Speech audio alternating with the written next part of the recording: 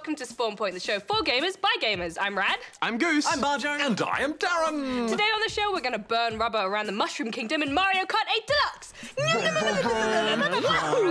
I just threw a red shell at someone and then drove into it. Thanks, that was me. Thanks very much, Rad. Plus, we delve into the gameplay hoodoo of Voodoo Vince. Hoodoo? You do. Do what? Remind me of the bay.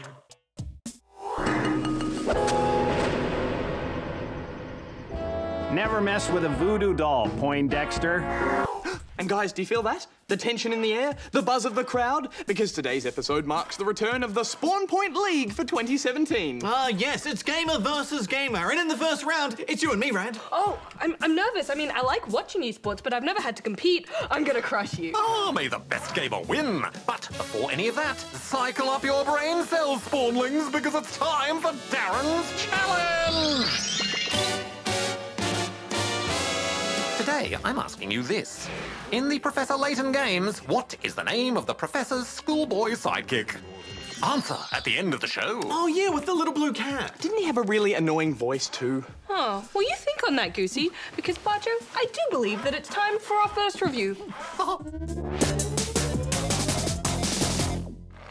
Voodoo Vince is a story-driven platformer that was released for the original Xbox way back in 2003. Yes, but as is the current trend, it's been remastered and re-released. D.A.R.R.E.N, what's it all about? As the game starts, two thugs known as Jeb and Fingers break into a spooky voodoo shop. They're after something called zombie dust. But things go a bit wrong. There is great danger of... The zombie dust starts to mess with the world and brings Vince, a harmless voodoo doll, to life. He's got a bit of an attitude about it too. Okay. Madame Charmaine, the owner of the voodoo shop, is captured and taken to the villainous cosmos. It's Vince's job to solve puzzles and platform jump his way to save her. I never played the original game, but Vince was instantly lovable. He's like a sassy, spooky sackboy. Totally, and the original was a really underrated game. Playing this now, you can see how, on the surface, it looks like any normal 3D platformer of the time. But this game in particular has a great quirky art style. It's full of hilarious dialogue and characters. Boss, where's the pickles? What? How are you? And chockers with simple but satisfying platforming puzzles. Affirmative. It's a very well-made game that holds up quite nicely in 2017. For example, the first big puzzle seems complicated, but the design of it is so clever, even Bajo could figure it out. That's right, D.A.R.R.E.N. Hang on. Anyway, to solve it, you need to give an apple to a stone horse, who then kicks you to a clock that lets you change the time. This allows shops to open so you can earn money in a costume competition to buy a trumpet, learn to play jazz, or so you can jam with a skeleton and progress to a T-Rex skeleton fight. Definitely not good. Sounds complicated and random? Well, it isn't when you're actually playing the game. It all makes sense. Totally. Vince also has to fight through frogs and other nasty creatures, but he is no ordinary platforming hero. For example, fire doesn't hurt Vince, and as he's a voodoo doll, he's able to take out goons with self-destructive abilities.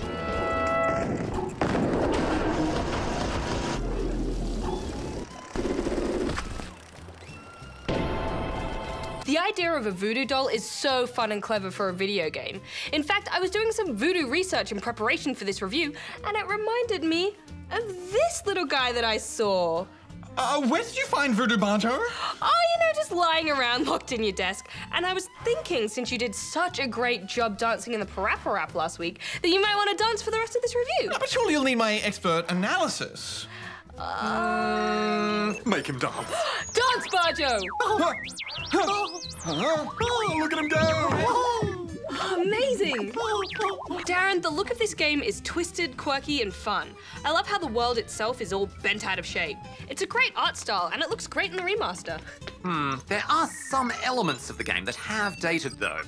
The gameplay is exactly the same as in the original, which makes the combat quite simple by today's standards. Also, the player view, or camera angle, is a bit rubbish. Back in 2003, camera control was still undergoing a game design revolution. And in Voodoo Vince, there will be times where you wish the camera was more free and flexible. Hey guys, I'm getting a bit sleepy back here. It takes a while to let go of the fact that the camera is locked at a really weird angle. But once you do, this game is a pure joy to play through, full of interesting locations and fun enemies to fight. I'm sorry? Speak up, I can't hear you. What are you going to score it? Well, even though this game flew under the radar in 2003, I still think it's totally worth a play. I'm gonna give it 3.5 out of 5 rubber chickens. Bajo? Oh, I think he's sleep dancing. Oh, I should give him a break. Engaging megaphone. Bajo, what is your score? Well, I think it's a fantastic re-release. I'm gonna give it 3 out of 5 rubber chickens. Oh, good dance sesh? I'm a little bit exhausted.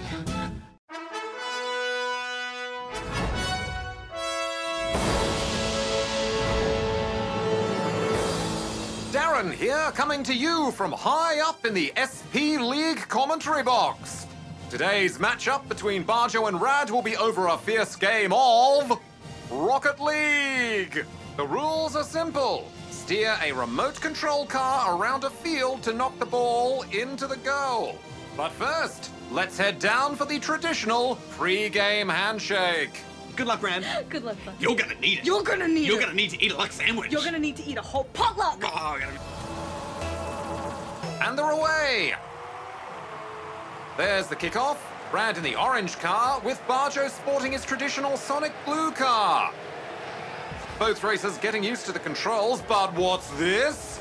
Bajo is already lining up a shot, and it's a goal! All right. I scored a goal. I saw. So that's one to Bajo.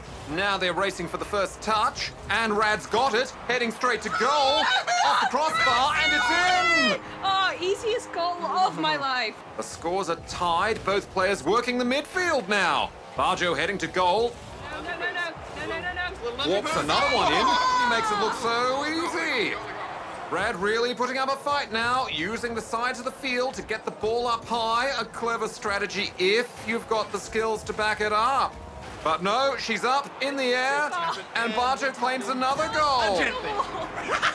A chance for Rad here, aiming at the goal. But what's this? Bajo has sent it towards his own goal. He's put down the controller. What is he doing? It's an own goal. He doesn't even realize. No! Go! Go! No! Go! No, how could Go! this be? Bajo doesn't understand the game. Oh, well, that's textbook noob, that is. Now it looks like Rad has a chance of catching up. Can she take the advantage? She's got it towards her goal now. Oh no, can it be? She scored an own goal too. Oh, the noob manatee. Here's the thing, though. I was trying to save it. I was trying to cut, Yeah, cut by the hitting angle. it directly into your own goal. Only seconds to go. Bajo with a clear lead. And that's time. Bajo taking the first match with 4 goals over 2. And just look at how graciously he's taking the win. Congratulations, Bajo. I thank you, Rad. Thank you. Well played. Well played. Good game. Now it's on to round 2, and this time we're switching from soccer to basketball with the hoops mode. And just to keep the players on their toes, each will be assisted by an AI companion. And it's game on! There's the toss, each player trying to reach the very bouncy ball. Of course, the thing to master in this mode is the aerial maneuver, as each goal is now a virtual net. Neither player having much luck, it seems, but it looks like Team Bajo might have caught a break as the ball bounces towards the net. And it's in! Bajo once again takes the lead. Let's check the instant replay to see who made the shot. Was it you or your teammate who did that? No. Hold on, yeah! No. It's your teammate! No, it bounced. Okay, that was just a bounce. clean All right, bounce. fair enough. Time ticking away. Rad needs a point to tie things up, and oh, she's exploded! Surely that's a foul! Bajo takes the power play and scores. Rad finally takes a shot. Oh, so close! The clock's counting down. We're in extra time. One last chance for Rad. And that's the game! Bajo wins again with 3 goals to none! Well, there you have it, folks. Bajo and Rad both fought hard out there, and while I'm not sure if this was either player's game of choice, they certainly put in a top effort. Well played, Bajo. Thank you, Rad. Thank you. That's a good game. Good game. It's not who wins. It's how well you play. So let's take a look at the scoreboard. And Bajo claims the first point of the season, but it's still early days, and with plenty of games left to play, the question is, who will walk away as league champion and claim the ultimate prize? Well, this is D.A.R.R.E.N signing out from the SPL commentary box. Remember to have fun and play fair, spawnlings. What a great game. And we're clear? Great. Who wants oranges? All right, Rad, hit us up with some of those sweet, sweet questions. You got it, Bajo. And speaking of sweet questions, first up we have this from the Queen of Sweets in Sweetland, which is in Queensland. Sweet, mate. Hi, Good Game SP. I got 2 questions. 1, can you customize your characters in LEGO Worlds? 2, can you not do quests in LEGO Worlds? If you do not answer, I will send you to the Dungeon of Doom in the Sweetland sewers! Thanks. Well, your sweet highness. You can indeed customize your character quite easily in LEGO Worlds. After you start the game, it'll let you customize yourself, and then anytime you want, you can change things up through the menu. Indeed. And no, technically you don't have to do quests, but you do kind of have to do them. I mean, if you really just wanted, you could run around forever on the first world and never do a quest. But to unlock all the tools and move on to different and bigger worlds, you'll need to do them to get bricks. Gotta get them bricks, Bajo. Hopefully they'll add in a creative mode in the future for those who just, want to mess around. But while we're on the topic of LEGO Worlds, I feel like I owe the game small apology. An apology? But why, Rad? Small apology. Well, I said in the review that on console, the frame rate got almost unplayable for me after a few worlds, which is true, it did.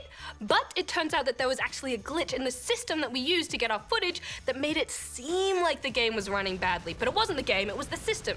So I tested it since then without the capture system involved, and actually it runs fine. So I officially retract my complaint. Would you say that would change your score, Rad?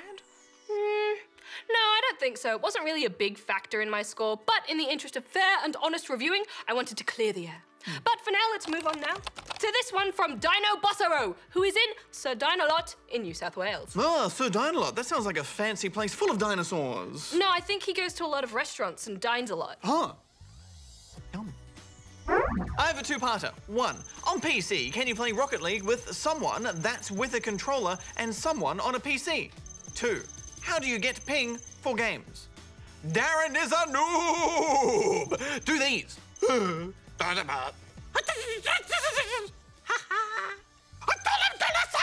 Hashi-washi. Well, Dino Bossaro, I'm guessing you mean, can someone on console play against someone on PC? And the answer is yes, as long as you've got the option for cross-platform play enabled, then you can match up against people on PS4 and Xbox One. Although Xbox One and PS4 players won't be able to play together in the same match or against each other at all. At least not for now. The developer has said that they would like that to happen, but the PlayStation Network and Xbox Live currently don't like to play nice with each other. Yes, but if you actually mean can someone play on a PC using a controller against someone using a mouse and keyboard, then the answer is yes to that too. You can use whichever you prefer. And as for how you get ping for games, well, we should probably first explain what ping actually means for those that don't know. So, when you're playing games online, your ping is simply a measurement of your latency. That is correct. But Rad, what is latency? Oh, I'm glad that you asked, Bajo. Latency is the time that it takes for your computer to send and receive a signal back from the game's host, which is the server or user running the game. So ping is actually a measurement of milliseconds for how long it takes for my computer to talk to your computer and come back. Yeah, excellent. And the lower number, the better as well. Absolutely. As for how to get a better ping, well, there's a few things you can do. 1, make sure no one else in the house is using the internet while you're playing games. 2, there's hardware in your house that you use to connect everything together and you can have higher quality versions of that. 3, a lot of it actually depends on where you are physically located in the world. How good the wires are outside your house. How many people are using the internet in your building, in your street. There are so many factors out of your control, but there are some things you can do. Exactly. But, even if you have the fastest internet known to humankind, if you're playing on a server hosted on the other side of the world, then it's just gonna take longer. It's a lot further away, and you can't do much to fix that. Well, I think we have time for just one more, and it's from Bonsai Kitten from Table Flipping in the ACT. Hello, GGSP. I hope I am the first bonsai kitten to be on the show. First leaps for kitten kind. Meow. Oh, meow, meow, meow, meow. Anyway, I have a few questions. 1. Have you guys ever done a review on Asphalt 8 for Windows 10? If not, please do. 2. Are your computers on the desk real, or are they imposters? 3. Very random question and not related in any way, but I'll do it anyways. Is there another series of Trip for Biscuits that will be released on iView? P.S. Bajo, I love the show and your character. P.S. Darren is a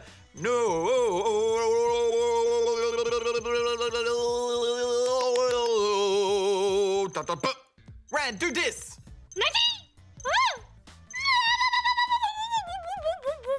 Bajo, do this.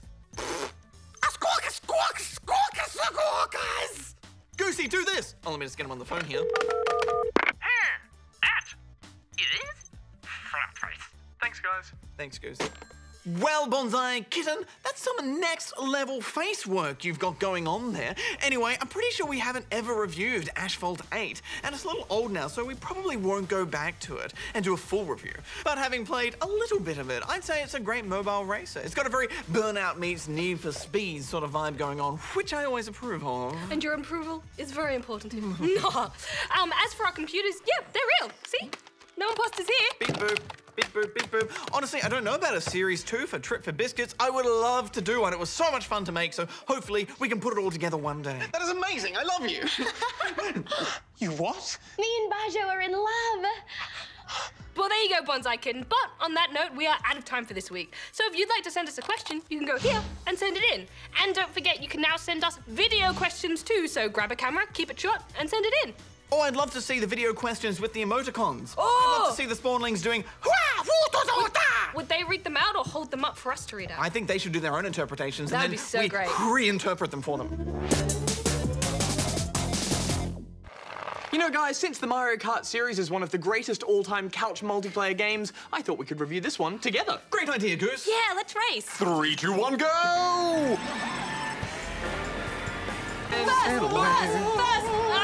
I'm in first. No, Radley. No. See you. Rachel away. Get away! Come back here! Made it to 3rd. Oh, yes. Back to 4th. How the mighty have fallen. Back to 5th. I knew it was rushing down to the line. It's always there. He's got the mask in the background. Oh, well done. Mario Kart 8 Deluxe is an updated version of the Wii U title, which was originally released in 2014. It's now out on the Switch, so you can play it either on the big screen or in handheld mode, if you're up for some karting on the go, or go-karting as they call it. Yes, nice one, Rad. I was a big fan of this on the Wii U, guys, so I was keen to see how Nintendo might breathe some new life into this already fantastic racer, and I can happily say it does not disappoint. Yes, this is Nintendo at their very best. Even on the Wii U, it had amazing visuals, creative tracks, and best of all, the racing was as tight and chaotic as ever. If I remember correctly, I gave the game a near-perfect score. It seems like Nintendo could have simply re-released the same game and it would have kept many a Mario fan happy. Yes, but fortunately, they've put a lot of hard work into this one, and it really shows. Totally. For starters, the Switch version has all the previously released downloadable content. This adds 16 tracks over 4 additional cups, plus a number of extra races, such as Cat Peach, Tanuki Mario, and even Link. And as this is the deluxe version, Nintendo have even found room for a few more familiar faces, including Bowser Jr., Dry Bones, King Boo, and the Inklings from Splatoon. Oh, and how good are the Inklings? They're so full of attitude and perfect for racing.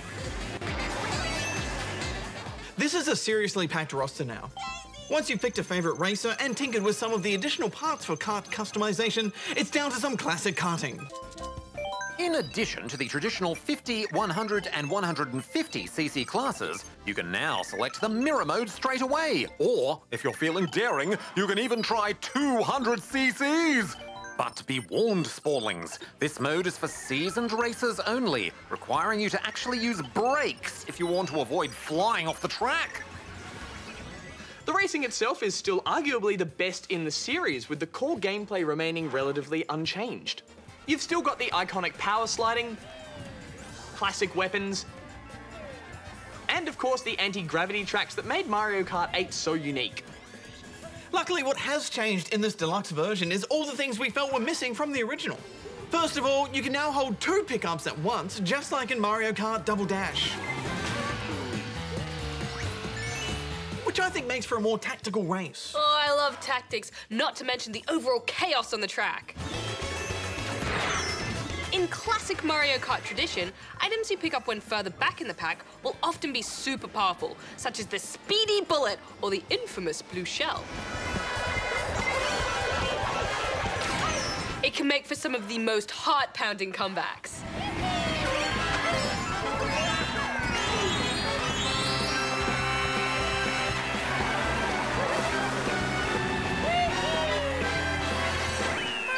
To aid new players, there are now optional assists for things like steering and acceleration. This helps level the playing field for first-time karters. Yeah, it's a really thoughtful addition. Now, guys, one of my favourite ways to play Mario Kart has always been the battle mode. Now, this was the most disappointing part of the Wii U version. Repurposing the racetracks to battle on just felt awkward and wasn't much fun. But I'm glad to say that the arenas are back. Let the chaos commence! How I'm doing it. And I got a red shell for you. A red shell for you. There's a red. There's red. Oh, I got down. Finally. Hit me! In total, there are 8 arenas to choose from, each with large open spaces and multiple paths that make racing around for pickups and chasing down opponents just as frantic and fun as ever. Although I do recommend turning off AI opponents when you're battling with friends on the couch, otherwise it just gets a bit messy. Yeah, especially in some of the modes like Bomb Blast or Balloon Battle. My personal favourite was Shine Thief, and the new Renegade Roundup, which is sort of like Cops and Robbers in go-karts. Yeah, I thought that was a really great addition. I loved dashing in and trying to save my teammates. Go, go, go! Until I got captured myself. I thought the game ran great with 4 players on one screen too. Even in handheld mode, although I wouldn't say it's an ideal way to play. I think I might need glasses. I think I need a second pair of glasses. Which one am I? Now, online play wasn't available at the time that we reviewed it, but I'd hope it'd be just as stable as the Wii U version. So, what are you 3 going to give it? Well, this is an easy score for me, you guys, because everything that I felt was missing from the Wii U version is in this Switch version. I'm giving it 5 out of 5 rubber chickens. Rad? Well, the new assists are great, and I love the roster of characters. I think it's worth 4.5 out of 5 rubber chickens. Goose? Well, guys, I played a lot of this on the Wii U, so I was hoping for a couple of Switch-exclusive tracks, but having that battle mode back, plus the portability on the Switch, made this just wonderful to play, so it's 4 out of 5 rubber chickens from me. All right, Darren, the show's almost over. The answer to your challenge, please. Affirmative, Goose. At the start of the show, I asked you this. In the Professor Layton games, what is the name of the Professor's schoolboy sidekick? And the answer is... Luke. Are you all right, Luke? Yes. Oh, that's right, Governor! Puzzle solved! Well, next week on the show, we suit up for a space quest in Telltale's Guardians of the Galaxy. Pew pew! Well, this is the slowest elevator in the universe. You cannot possibly know that. I am Groot. Saving the universe, one planet at a time. As always, you can catch videos from us each weekday on the ABC Me app and on iView. This Monday on Scoop, I'll bring you all the latest in gaming news. Until next time, be nice, have fun, and keep gaming. Rad out. Goose out. Bajo out. Darren out. What was that accent before? Oh, it's little Lukey with his little blue hat! Please, sir, can I have some more? Shine your boots, Governor. Oh, have you got 6pence for a crumpet? Do you have crumpets? Crumpets. Crumpets! Actually, I'll warm some up now.